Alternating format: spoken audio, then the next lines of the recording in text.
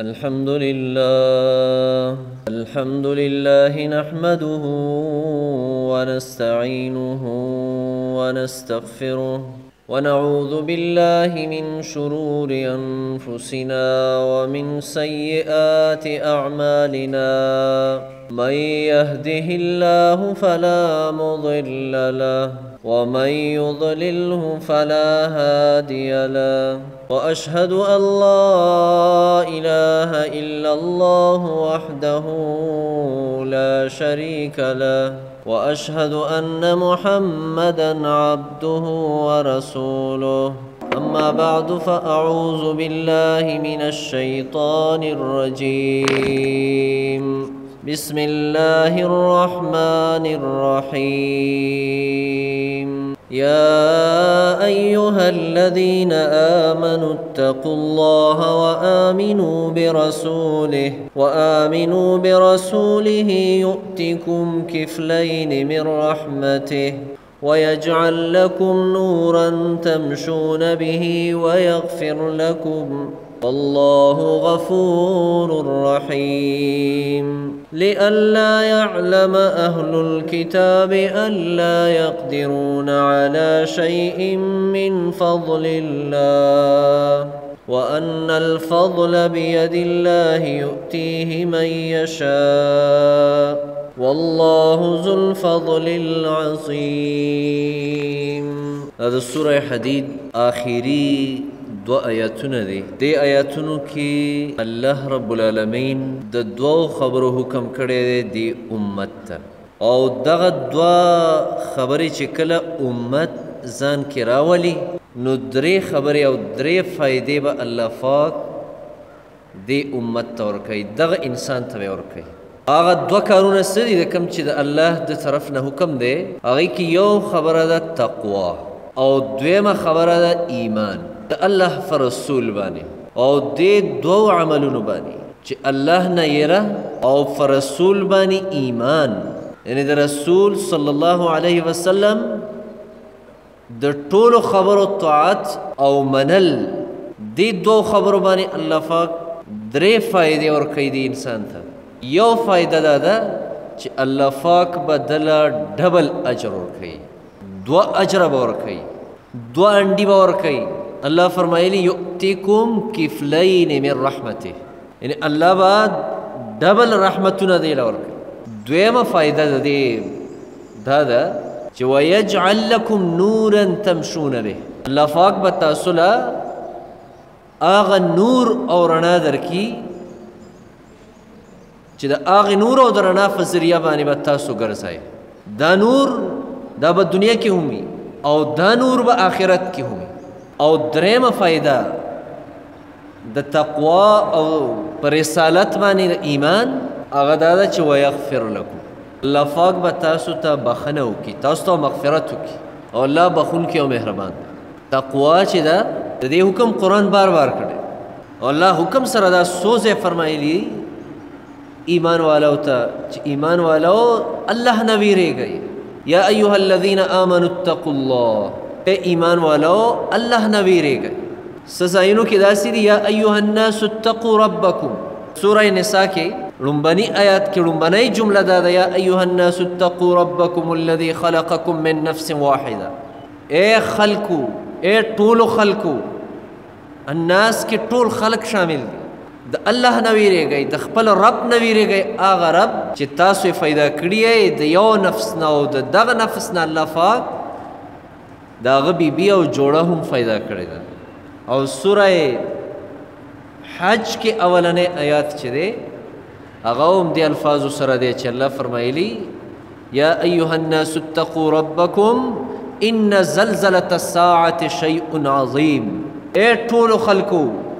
الله نه ویریږئ ځکه د قیامت زلزله دا یو لوی څیز دی یو دروند څیز دی دا د یېرې څیز دی. داسې نورو ځایونو کې هم تقوا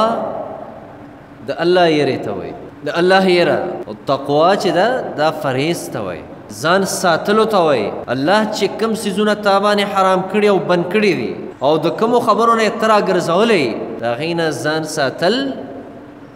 او د هغې نه مخ اړول دې ته تقوا وایي. ځکه د الله یره چې د چا په زړه کې وي بیا به دغه زړه پاک وي پاک نو د دې پاک زړه توجه به ګناه طرف ته نه ځي بلکې د دغه پاک زړه توجه به د الله د حکم د منلو طرف ته د الله د فرمان بردارۍ طرف ته به دا زړه ځي مخې ځکه تقوا چې ده هغې تعلق د زړه سره دی تقوا دننه دی زړه کې تقوا د بهر د یو څو څیزونو نوم نه دی یعنې یو سړي غاټ فټکی والی نو دا متقي دی یو سړي غاټه ګیره فریخي ده او تسبیح لاس کې دي نو دا متقي دی یو سړی نفلونه او ذکرونه ډېر کوي ګنې دا متقي دی بلکې تقوا دا د باطن پاکوالي ته وایي الله نبی صلی الله علیه وسلم هغه یو موقع باندې د تقوا حوالې سره صحابه کرامو ته بیان وکړو او بیا ورته دا فرمایل درې ځلې ورته دا جمله وفرمایله او په خپله دې ګوته باندې بیا د زړه طرف ته او سینې طرف ته اشاره کوله او فرمایلې التقوا ها هنا التقوا ها هنا التقوا ها هنا تقوا چې ده هغه دې ځای کې ده تقوا دا دننه په دې زړه کې ده کله چې زړه د الله نه یریږي نو بیا به ټول اندامونه د الله نه یریږي څنګه چې حدیث کې دا راغلی دي چې الا ان فی الجسد لمضغه اذا صلحت الجسد كله واذا فسدت الجسد كله الا وهي القلب نبی کریم صلی الله علیه وسلم فرمائی خبردار په دې بدن کې یو مزغه یو ټوکړه ده د غوښې کله چې دا د غوښې دا ټوکړه دا صالحی او روغی بیا به ټول بدن روغي او کله چې د غوښې دغه ټوکړه خرابه شي هغې کې نقصان راشي نو بیا به د انسان ټول بدن فاسد وي ظاهري طور باندې چې کله د انسان دا زړه حرکت بند کي کوم حرکت چې هغه د وینې پریشر دا کوي هغه بند کي نو دا انسان بیا ژوندی نشي پاتې کېدی بیا د یو اندام هم کار نه کوي کله چې زړه فیل شي بس او بیا موږ او تاسو ورو یاره حرکت د زړه حرکت یې بند شو بس لاړ بیا سترګې کار نه کوي بیا غوږونه کار نه کوي یو اندام هم بیا کار نه کوي دا څرنګې باطني طور هم روحاني طور هم کله چې زړه کې د ایمان او د تقوا نوري بهر اندامونه دی دا به ټول همدغه نور باندې چلیږي او هغه به صالحه چلیږي بیا به سترګې سم کار کوي بیا به غوږونه سم کار کوي بیا به ستا دماغ بهترین سوچ کوي او بیا به ستا خوله او ژبه دا به صحیح طریقې سره ګړېږي چې کله دننه خراب دی زړه خراب دی هغه کې نور نشته د ایمان هغې کې د تقوا نور نشته هغې کې د الله یره نشته نو د دغه زړه اثر به بیا بهر په اندامونو باندې دا کېږي چې بیا به ستا غوږونه غلط استعمالیږي بیا به ستا سترګې او ستا ژبه او ستا دماغ دا ټول به غلط استعمالیږي ځکه نبي کریم صلی الله علیه وسلم فرمایلی دي چې رأس الحکمت مخافة الله د ټولو علمونو سر د ټولو پوهو او د حکمتونو سر چې دی د الله یره ده د الله نه یریدل ځکه الله قرآن کې دا فرمایلی دي الله د خپل یری حکم کړی دی الله فرمایي د مخلوق نه میریږئ وخافوني ما نه ویریږئ یو ځای فرمایلی فلا تخشوا الناس واخشوني خلقو نه یریږئ ما نه ویریږئ او الله فرمایلی قرآن کې انما یخشى الله من عباده العلماء بېشکه د الله نه د الله په مخلوق کې یریدونکي خلق دا پوهه خلق دي دا عالمان خلق دي او دلته عالم چاته وایي عالم هغه چاته وایي چې العارف بالله څوک چې د الله پیژندونکی دی چا چې الله پیژندلی دی چا چې الله ته خپل رب ویلی دی د دغه آیات ته لاندې تفهیم القرآن کې مولانا صاحب لیکلی دي چې د دې نه مراد العارف بالله عالم نه مراد هغه دی چې هغه الله پیژني او بیا فرمایي چې هغه زمیندار هغه کسان چې هغه خپل رب پیژندلی دی خو ډیګري ورسره یو هم نشته سند ورسره یو هم نشته الف او بیم نشي لیکلی او د اے بی سی نه هم نه دی خبر صرف دومره ده چې دغه زمیندار ته کله هم د الله حکم متوجه شي او د الله د حکم ټیم پرې راشي د خپل رب وپېژنې او د الله هغه حکم ادا کړي. دا عالم دی، دا زمیندار دا عالم دی، دا انفرد دا عالم دی، هغه د سندونو خاوند، هغه د غټو غټو ډیګرو والا پروفیسر، او هغه د ډېرو تسپو او د غټ فټکي خاوند چې کله الله نه پېژني الله، نو دغه عالم نه دی بلکې دا جاهل دی، دا جاهل دی. ځکه د ټولو حکمتونو سر دا د الله یره ده. حضرت ابو ذر رضی الله تعالی عنہ هغه ته نبی کریم صلی الله علیه وسلم فرمایل اے ابو ذر اتق الله حيث ما كنت، ته چې په هر ځای کې په هر مقامانې ته نو د الله نه یریږه، په هر ځای کې الله نه یریږه. ځکه د الله یره دا صرف مسجد او جماعت سره تړلې نه ده، د الله یره دا صرف د کعبه او د بیت الله او د مسجد نبوي او مسجد اقصا سره تړلې نه ده. څنګه چې ته په جماعت کې د الله نه یریږې، دغه یره به ستا په دکان کې همي، دغه یره به ستا په کاروبار کې همي، دغه یره به ستا په دفتر کې همي، دغه یره دا به ستا په افسرۍ او په نوکرۍ کې همي. ځکه الله تا ویني، الله تا ویني، الله ستا نه خبردار دی، الله ستا د هر حرکت نه خبر دی. مونږ خو د هغې کیمرې نه ځان ساتو چې راته په چک پوسټونو باندې لګولي دي او لاندې ورته بورډ لګولی چې خبردار خبردار، د کیمرې سترګې چې دي که نه هغه تا ویني. نو ډریور هم احتیاط شروع کي او بل هم احتیاط شروع کي. دا د مخلوق د کیمرې نه خو ځان ساتي، او هغه د خالق کیمرې دا ټولې تا ته لګېدلي. الله تا ویني، الله ستا د زړه نه خبر دی، ستا د نظر نه خبر دی، ستا د ژبې او ستا د اورېدو نه خبر دی الله. ځکه یې تا سره کرامن کاتبین لګولی دي، هغه کرامن کاتبین چې یعلمون ما تفعلون، ته چې څه کوې د هغې نه هغوی خبر دي. هغه ستا هر یو حرکت چې دی هغه نوټ کوي او لیکي. ځکه اتق الله حیث ما كنت، الله نه ویرېږه چې په کوم ځای کې هم ته یې. او دویم عمل دا وکړه چې وخالق الناس بخلق حسن. ای ابو ذر خلکو سره د ښایسته اخلاقو معامله کوه، ښایسته اخلاق، ښایسته خوی، هر چا سره ښایسته اخلاق. ځکه د ټولو نه بهترین خلق هغه د الله رب العالمین نبیانو، انبیا کرامو، او د خو اخلاقو دا خزانه الله نبیانو ته ورکړې وه. هر نبی دا د لویو اخلاقو خاوند، او زمونږ او ستاسو نبی صلی الله علیه وسلم چې دا د خلق عظیم والا د لویو اخلاقو خاوند. میدان جنگ چې د کافرو سره په جنگ کې و، نو ښایسته اخلاق، بهترین اخلاق. نبی کریم صلی الله علیه وسلم صحابه کرامو ته د اخلاقو درس ورکو د معاشرې په هر میدان کې، او چې کله به هم جهاد ته تلل درس به یې ورته ورکړ چې ګوره خبردار د چا املاکو ته نقصان ونه رسوئ، د چا دکان ته نقصان ونه رسوئ، د چا کاروبار ته نقصان ونه رسوئ، د چا ونې او بوټي ګوره کټ نه کوئ، او د دغه کافرو بوډاګان ګوره قتل نه کوئ، د هغوی زنانه قتل نه کوئ، د هغوی ماشومان قتل نه کوئ. دا د ښو اخلاقو درس و، دا د بهترین اخلاقو درس و،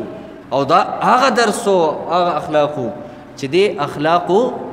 کافر په اسلام باندې مجبور کړي او راغلي. دا هغه اخلاقو چې عبدالله ابن سلام رضی الله تعالی عنہ غوندې سړی چې د تورات عالم او د یهودو غټ عالم، هغه فرمایي کله چې د الله نبی مدینې ته راغی، خلک ورتلل، نو امام دا وویل چې زه هم ورشم دا سړی وګورم چې دا څنګه سړی دی. نو کله چې زه ورغلم، خلک ته مخې ته ناست وو او دی د خلکو منځ کې ناست وو، چې د لرې نه ورته ما وکتل، نو ما دا فیصله هلته وکړه چې د دې سړي دا مخ دا د دروغجن انسان مخ نه دی، دا د رښتینې سړي مخ دی. ځکه د دروغجن انسان په مخ باندې یو نحوستي، یو سپېرتوبي، او د رښتینې انسان په مخ باندې نور یو رڼا. ما دا محسوسه کړه چې دا د دروغجن انسان مخ نه دی. او چې کېناستم، نو د ټولو نه لومبنۍ خبره چې نبي کریم صلی الله علیه وسلم کوله خلکو ته او دعوت یې ورکو، نو هغه یې د الله د مخلوق د حقوقو دعوت ورک، او وی فرمایل د الله نبی د دې خبرې دعوت ورکه، یا ایها الناس اطعموا الطعام،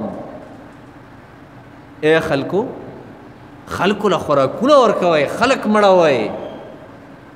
وابشوا السلام، او سلام خوروئ په معاشره کې. سلام دا د محبت نښه ده، دا د ښو اخلاقو نښه ده سلام. او سخا او خلکو له خوراک ورکول دا هم ښه اخلاق دي. او ته فرمایل د شپې الله ته ودرېږئ، الله سره تعلق هم ساتئ. ځکه ابو ذر رضی الله تعالی عنه اته نبی کریم صلی الله علیه وسلم دویم عمل هغه دا وښوده چې وخالق الناس بخلق حسن، خلکو سره ښایسته اخلاقو کې پیش راځه، ښایسته اخلاق چلوه خلکو سره، خندا فیشانۍ سره، خوشحالۍ سره. ځکه حدیث کې راغلی دی ابن آدم چې کله سحر کی سبا کی د باندې شپه تېره شي، د ده په هر جوړ باندې یو صدقه لازمیږي، هر جوړ باندې صدقه. صحابه کرامو فرمایل یا رسول الله منګه کې څوک داسې دی چې دی به روزانه 360 صدقې کوي. نبی کریم صلی الله علیه وسلم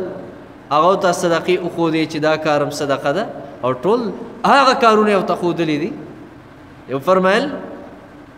سبحان الله ویل صدقه ده، الحمدلله، لا اله الا الله، الله اکبر، استغفر الله، لا حول ولا قوة الا، دا ټول صدقې دي. او ته فرمایل څوک په لاره باندې روان دي او لاره ترې نه ورکه ده، د چا کور ته ور روان دی او هغه کور ورته نه دی معلوم، نو هغه ته لار سیده که دا هم صدقه ده. هغه ته هغه خپل هغه د مقصد ځای وښایه، هغه کور ورته وښایه چې کوم ته دی ور روان دی، دا هم صدقه ده. لاره باندې روان دی او تا سره سورلي ده، نبي کریم صلی الله علیه وسلم فرمایل دی سورلی ته ځان سره راوخیجوه، دا هم صدقه ده. نن خو ته د 15-16 لکو په موټر باندې په دې خفه کېږي چې مړه اوس د لارې لاروی او ته څنګه راوخیجو، خدای خبر چې فیضار به پاکي او که ناپاکه به ټول ګاډی به راته خیرن کي. او د دې خبرې د الله په نسبت باندې لوی وزن دی. دا د دې نعمت شکر دی چې ستا سورلي د چا په کار شي او ته خپله سورلي د هغه په کار راولې. ځکه د انسان غوښه چې ده که نه دا په کار نه راځي، او نه د دې انسان دا اډوکې په کار راځي، او نه نور څه په کار راځي. انسان به د انسان په کار راځي. دغه انسان الله ته خوښ دی چې دا د بل انسان په کار راشي. او ته فرمایل دا هم صدقه ده چې که مثال سورلی کې تا سره ځای نشته او هغه سره هغه روان دی په لاره باندې، یا تم پیدل رواني او هغه هم دی او هغه سره غوټه ده، وزن دی ورسره، او هغه نه هغه وزن کم کړي، هغه ترې نه راوچت کړي چې دا بس ځای خو را سره نشته، خو زه دا ستا سره چې کوم سامان دا به له ورسوم، بس دا هم صدقه د نبی کریم صلی الله علیه وسلم فرمایل. او بیا داسې بیا فرمایل چې که د چا د یو خبرې وس او طاقت هم نه کېږي که نه، نیمه کجوره هم نشي ورکولی، یو کجوره هم نشي ورکولی، بله صدقه هم نشي کولی، نو نبی کریم صلی الله علیه وسلم فرمایل فبکلمة طیبه، یو ښایسته د خوشحالۍ خبره یو چا ته وکړه چې د هغه پې زړه خوشحاله شي، زړه یې پې وخاندي، نو چې هغه تا خوشحاله که دا تا په هغه باندې صدقه وکړه، د دې به الله اجر درکوي. د پریشانۍ د خبرو نه او د خفګان د خبرو نه هېڅ هم نه جوړي، نه تا ته فایده شته او نه دغه بل ته فایده شته دی. نو ولې سړی هغه کار کوي چې نه پکې د دنیا فایده او نه پکې د آخرت؟ دنیا دا لږ غونته ژوند دی، دا ښایسته د تېرولو دی، په خوشحالۍ د تېرولو دی. تقوا او د الله یره دا ځان کې فایده کول پکار دی، او ایمان د الله په رسول باندې دا فایده کول پکار دی. ابی ابن کعب رضی الله تعالی عنه هغه حضرت عمر فاروق رضی الله تعالی عنه تفوس وکړه چې ابی ابن کعب تقوا څه ته وایي. هغه ته یو مثال ورکړه او ته فرمایل امیر المؤمنین چرته خپې بله خپې په ازغیجنه ځمکه باندې تللی، هغه ته ویل او ویل هغلته ستا څه عملي؟ ویل هغلته زما عمل دی چې لنګ هم راوچت کړمه او خپې هم په خالي ځای باندې په احتیاط سره ږدمه چې چېرته ازغۍ مې خپو کې مات نشي. ابی ابن کعب ته وفرمیل ذاک التقا یا ذاک التقوا، دغې ته تقوا وایي، بس دغه ته چې د الله د نافرمانو نه د الله د بغاوت نه ځان داسې احتیاط کې وساتي، بس احتیاط کې ګناهونو نه ځان محتاط وساتي، دې ته تقوا وایي. او که یو شاعر بیا دا خبره کړې ده، فرمایي خل الذنوب صغيرها وكبيرها ذاك التقى كماش فوق أرض الشوك يحذر ما يرى لا تحقرن صغيرة إن الجبال من الحصى. ځان د لویو او وړو ټولو ګناهونو نه پاک کا، دې ته تقوا وایي. او وړي ګناه ته وړه مه وایه، او داسې جوړ شه لکه یو سړی چې ازغیجنه ځمکه باندې یا د شیشو په ځمکه باندې د پاسه روان دی، خپې بله خپې، او هغه څومره احتیاط کوي، دغه رنګې احتیاط د ګناهونو نه وکړه، دې ته تقوا وایي. او وړې ګناه ته وړه مه وایه چې دا وړه ده، خیر دی. ځکه فرمایي دا دومره لوی غر چې دی که نه، دا دومره لوی غر دا د دې وړو وړو کاڼو نه غر شوی دی، یو کاڼی بل کاڼی، یو کاڼی بل کاڼی، هغې نه یو لوی غر جوړ شي. دا لوی دیوال دا د یوې یوې خښتې وړې وړې خښتې نه چې هغه جمع شوي دي نو ته جوړ شوی دی. یو وړه ګناه دې وکړه، بله دې وکړه، بله دې وکړه، دا لاړ تا ځان سره یو لوی ډیری، یو لوی بوج هغه دې د ګناهونو ځان سره جمع کړه. ځکه د الله یره دا به موږ او تاسو د ګناهونو نه بچ کوي. د الله یره او تقوا دا به موږ او تاسو نیکو عملونو ته سازوي. د الله یره دا په زړه کې دننه پیدا کول پکار دي. تاسو ته ما ویل د الله د یرې او د تقوا تعلق چې دی هغه د ظاهري چند اعمالو سره نه دی، بلکې هغه دننه د دې زړه سره دی. د دې زړه سره زړه پاکول پکار دی، زړه پاکول پکار دی. تقوا د الله یره، د الله یره، او حسد، کینه، نفرت، غیبت، تهمت، دروغ، دا خبرې دننه په یو ځای کې نشي جمع کېدی. دلته چې کم څیز غالب و همغه به کار ورکوي. که د الله یره دلته غالبه وه بیا به ستا کار سمي، او که دلته کفر، منافقات، حسد، کینې او دا خبرې دلته دننه زړه کې غالبې وي، نو بیا دا دی چې ستا بهر عملونه دی هغه به بیا ټول خیرني، هغه نه پاکه، بیا نشي پاکه. الله رب العالمین دی زمونږ او ستاسو ژوند کې تقوا او ایمان راولي. وصلى الله تعالى على نبينا محمد صلى الله عليه وسلم. اللهم صل وسلم على جميع الأنبياء والمرسلين وعلى محمد عبدك ورسولك. يا الله ترى نرازش گناهونه معاف کی، صغیره او کبیره گناهونه معاف کی. یا الله زړونو کې تقوا راولي، زړونه پاک کی. یا الله د خیر فیصلې په ټول امت راولېږي. زمونږ په دې ملک باندې یا الله د خیر او د برکت فیصلې راولېږي. یا الله زمونږ د دې ملک نه دا بې برکتي ختمه کړي، دا ظلم او بغاوت او جبر یا الله د دې ملک نه ختم کړي. او یا الله رب العالمین دا ظالمان او دا شکمار یا الله دا زمونږ د سرونو نه اخوا کړي. او یا الله نیک عمله او ستانه یریدونکي قیادت او مشران هغه زمونږ په دې ملک باندې راولي. یا الله رب العالمین د حرمین شریفین حفاظت وکړي. یا الله د بیت المقدس حفاظت وکړي. او یا الله زمونږ د عزتونو، زمونږ د مالونو، زمونږ د کورونو او زمونږ د مساجدو او یا الله زمونږ د دینی مرکزونو یا الله ته محافظ او نگهبان شي،